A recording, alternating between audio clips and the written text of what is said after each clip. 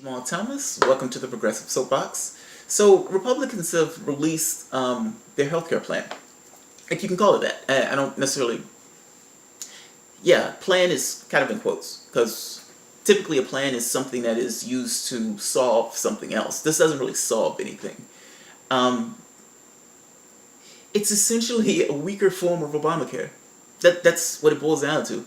It gets rid of one mandate and puts in this other mandate that has a strange counter incentive where um, they charge you like 30% more if you're 2 months without insurance or something. It's absolutely bizarre. Um, Look, just jump to the quick. It's just a tax cut.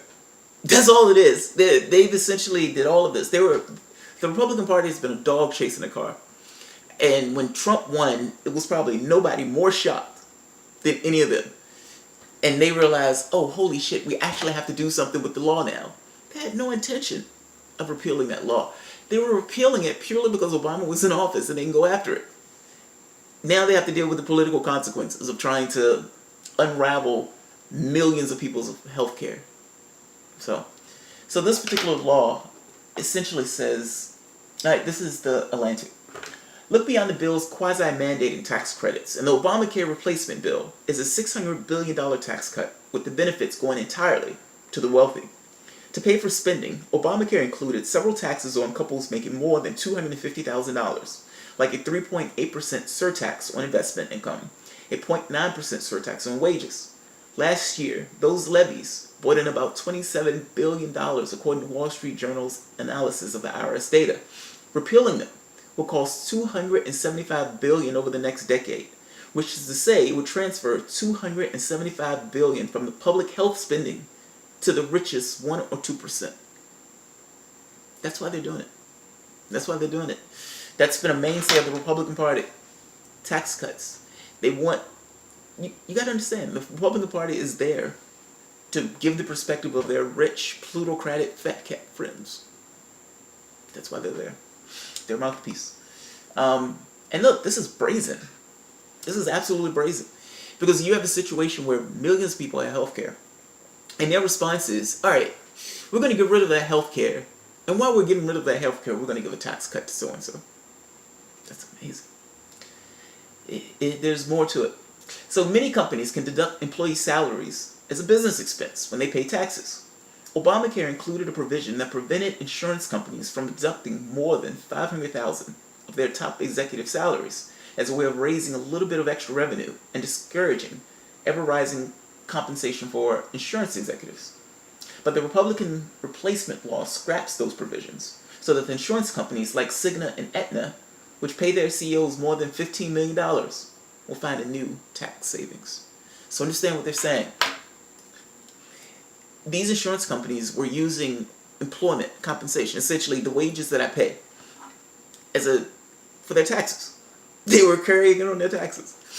Obama put in place that says, okay, we're going to put a limit, or we're going to tax anything above a certain amount. The goal being to try to limit how fast those companies raise the CEO pay. It's a corporation, it's a private entity, meaning it's a for-profit business. So they have a vested interest. If they're going to have to pay their CEO a huge amount of money, that's the rate that you're paying. The money is coming out of your pocket. That's not coming out of thin air. So the amount that you're paying for healthcare, to some degree, is paying whatever that overhead is for those guys.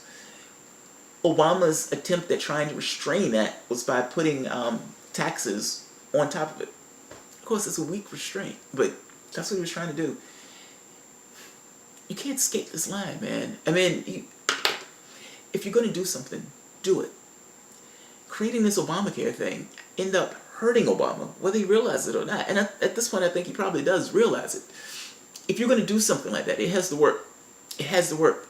The Republicans are going to demonize you remorselessly over it. Meaning, if there is any weakness in that particular system, it's going to exploit it.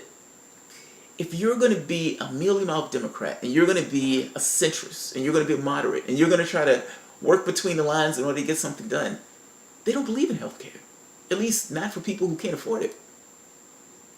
So right off the bat, the program is not necessarily going to be the program that you would need it to be effective. It just won't. you would need to go further. You would need to make sure the program actually works. Whether that's a public option to restrain costs, you need to do more. You need to do more. I respect the difficulty in trying to get it accomplished, but this is one of those things where I kind of ask the question, like, what's the point? And if you're going to do something that's premature, you might as well just not do it at all. This is gross. They're essentially taking away healthcare, and in taking away healthcare, giving people who don't really need it a tax cut.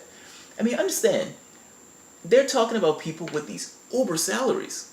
And some of these people with the uber salaries might save like $100,000. You have millions of dollars in the bank. What is $100 or a few $100,000 going to do for you? As opposed to the healthcare that the person is not going to have, or the person literally doesn't have. So, it's gross. It's absolutely gross. If you want to know the priorities of a nation, look at how they treat their lease. These guys are literally making a $600 billion tax cut and taking away health care. And there's reports out that some of the people in the Trump administration, even though Trump has breathlessly said he's not going to touch Medicare and Social Security, they are at his heels trying to get him to do it. So, there's one saving grace. However far they go, the recall is going to be a son of a bitch. Thanks, guys.